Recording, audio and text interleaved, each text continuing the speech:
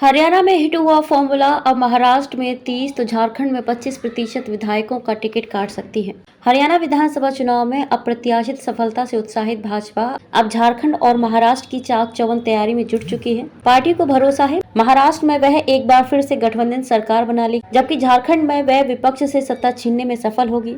महाराष्ट्र में भाजपा गठबंधन सत्ता में है, इसलिए पार्टी वहां पर अपने मौजूदा विधायकों में से लगभग 30% के टिकट काट सकती है, जबकि झारखंड में ये संख्या 25% के आसपास रहने की संभावना है। आधी सीटों पर एक नाम तय। भाजपा नेतृत्व ने हाल में झारखंड के उम्मीदवारों को लेकर पहले दौर का मंथन पूरा कर लिया है, जिसमें सभी सीटों पर 3 नाम के पैनल को छोटा किया गया है।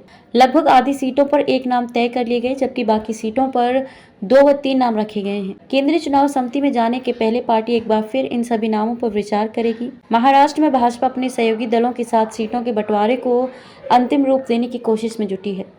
भाजपा के वरिष्ठ नेता और गृह मंत्री अमित शाह सभी दलों के नेताओं से एक दौर की बातचीत कर चुके हैं और जल्द ही वह सीटों के बंटवारे पर सहयोगी दलों के नेताओं के साथ सहमति बना लेंगे। फिलहाल राज्य के पार्टी के नेता आपस में बातचीत कर एक सीट का गणित एक दूसरे के सामने रख रहे हैं और कौन सी सीट किसको मिलनी चाहिए इसका दावा तथ्यों के साथ रख रहे हैं। इसमें चुनाव प्रभारी भूपेंद्र यादव अहम भूमिका निभा रहे हैं।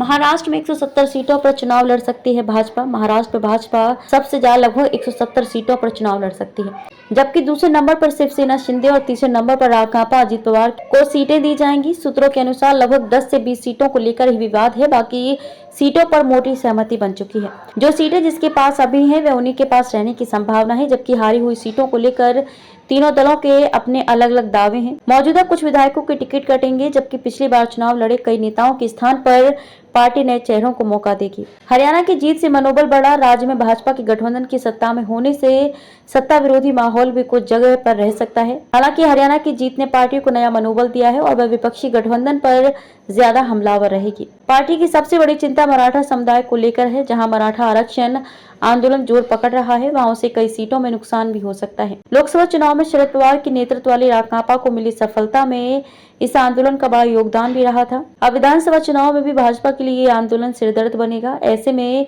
भाजपा दूसरे क्षेत्रों के लिए ज्यादा तैयारी कर रही है, जिसमें विदर्भ, पश्चिम महाराष्ट्र, कोंकण व खानदेश क्षेत्र शामिल है।